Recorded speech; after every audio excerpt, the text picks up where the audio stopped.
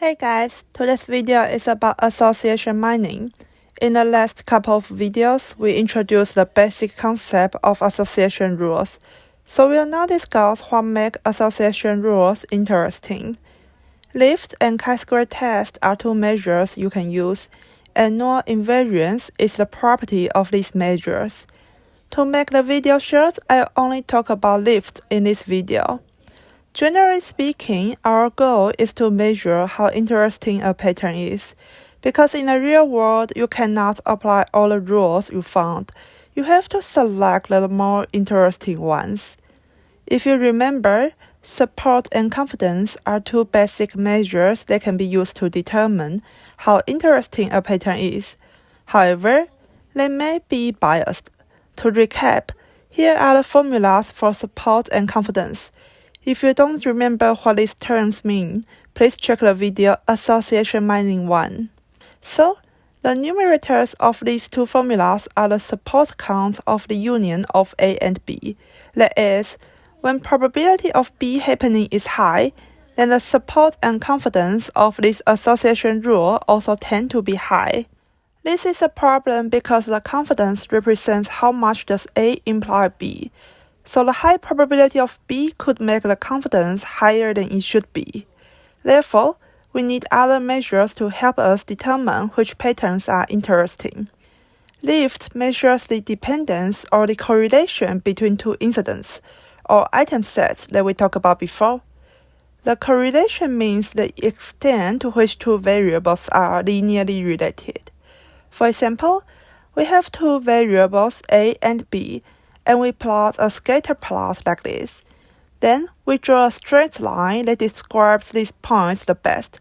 If the distance of the points to the line is overall small, then we may conclude that A and B are linearly correlated, although there are many different distance measures you can choose.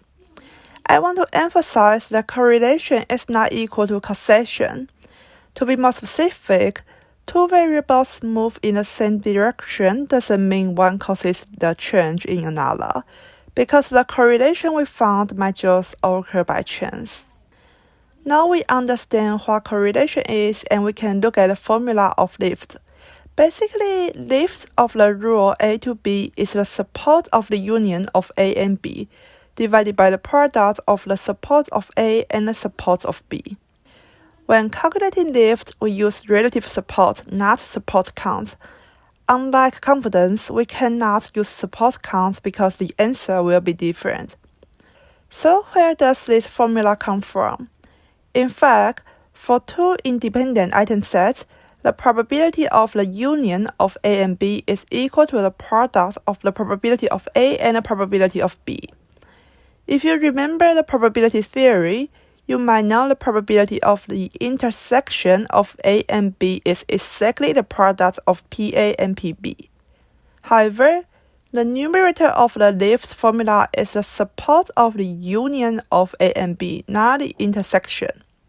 It might be confusing, but if you think about the example of transactions, you'll know that the union of A and B is essentially the transactions containing both A and B. In other words, this concept is like the intersection in probability theory. Therefore, we just use different expressions, but the core concept is the same. Next question is how to interpret the formula. Since I just told you that the probability of the union of A and B is equal to PA times PB if A and B are independent, you can replace the numerator with PA times PB, and you can get the answer that when lift is 1, A and B are independent.